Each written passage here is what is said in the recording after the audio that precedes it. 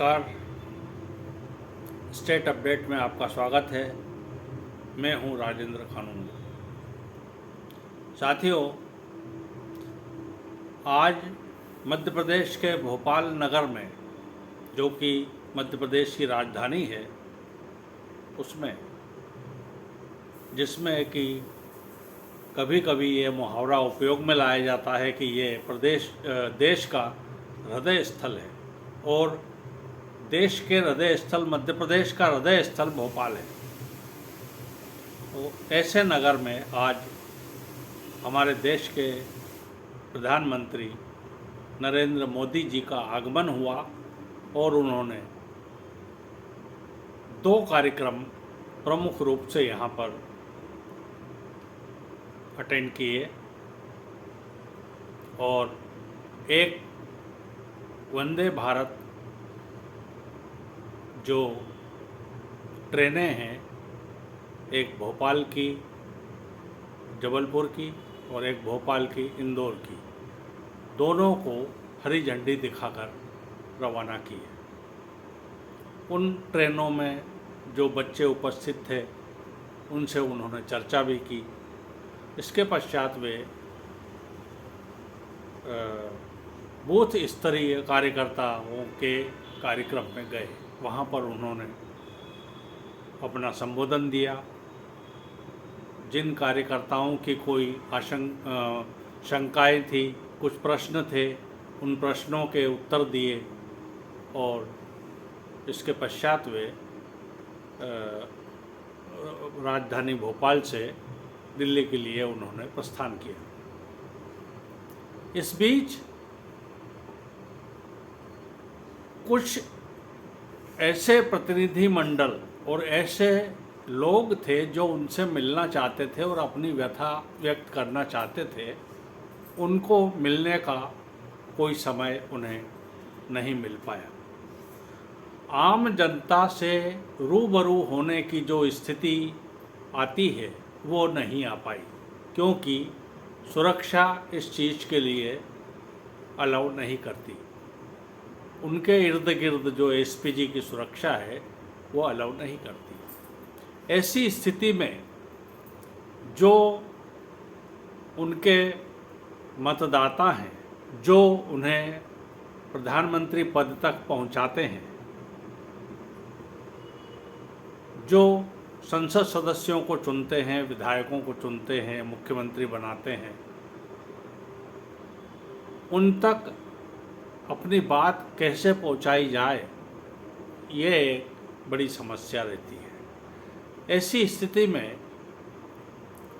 एक प्रमुख बात मैं यहाँ पर करना चाहता हूँ कि मध्य प्रदेश का एक बहुत बड़ा वर्ग है जो कर्मचारी कभी मध्य प्रदेश की सेवा में रहते थे, वे सेवानिवृत्त हो चुके हैं, अब वो पेंशनर है।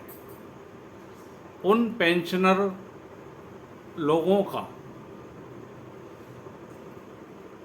किस प्रकार से ध्यान रखा जाए, यह यहाँ पर एक प्रश्न चिन्ह खड़ा होता है।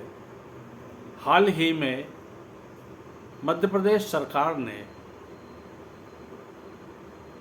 सरकार के मुखिया ने एक वैवाहिक कार्यक्रम में यह घोषणा की कि मध्य प्रदेश के कर्मचारियों का जो महंगाई भत्ता है वह बढ़ा दिया गया है और केंद्र के समान 42% उसे कर दिया गया है। यह कब से प्राप्त होगा, यह आदेश निकलने पर ज्ञात होगा। इसी प्रकार जो प्रदेश के सेवानिवृत्त लोग हैं, कर्मचारी हैं, अब वो पेंशनर हो गए हैं, वे अपने महंगाई भत्ते के लिए राह देख रहे हैं कि उनका महंगाई भत्ता कब बढ़ेगा। ये बात लेकर के पेंशनर लोगों के कुछ समूह या कुछ लोग प्रधानमंत्री से मिलना चाहते थे, वो नहीं मिल पाए।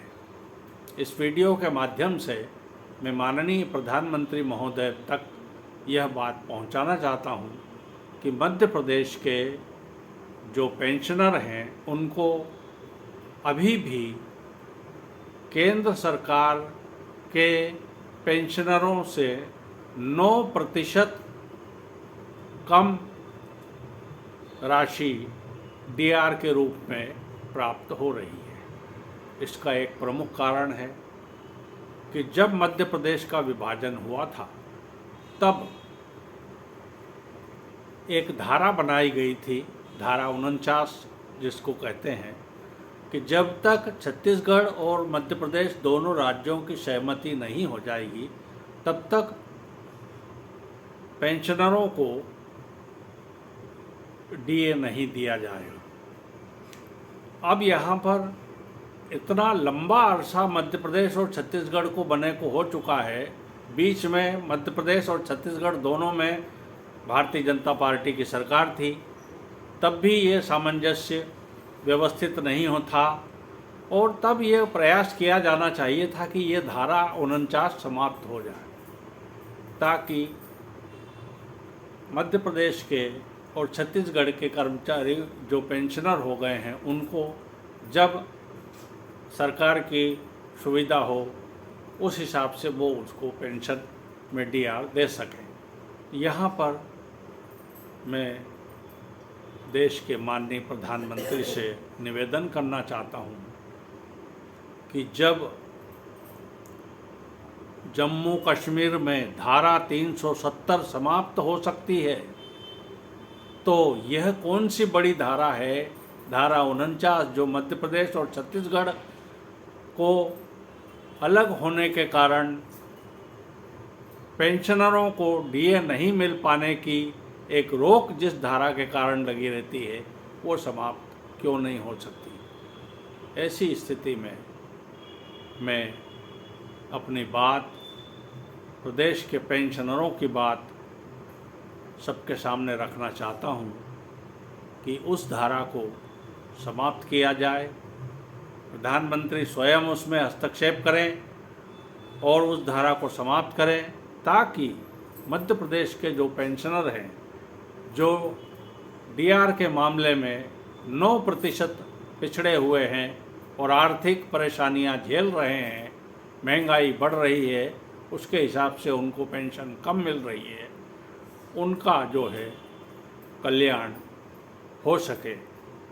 मैं आशा करता हूँ कि देश के प्रधानमंत्री तक यह बात पहुँचेगी और प्रदेश के मुखिया माननीय मुख्यमंत्री जी शिवराज सिंह चौहान जी इस बात को निश्चित रूप से संज्ञान में लेंगे और इस धारा को समाप्त करेंगे ताकि यह जो पेंशनरों को हमेशा डीआर मिलने में जो एक समस्या खड़ी होती है उसका अंत हो सके। साथियों, मैं अपनी बात यहीं विराम देता हूं और यदि आपको मेरी बात अच्छी लगी हो तो कृपया इस वीडियो को आप लाइक करें, शेयर करें और अधिक से अधिक मात्रा में इसे सब्सक्राइब करें। अब मुझे दीजिए आज्ञा। नमस्कार।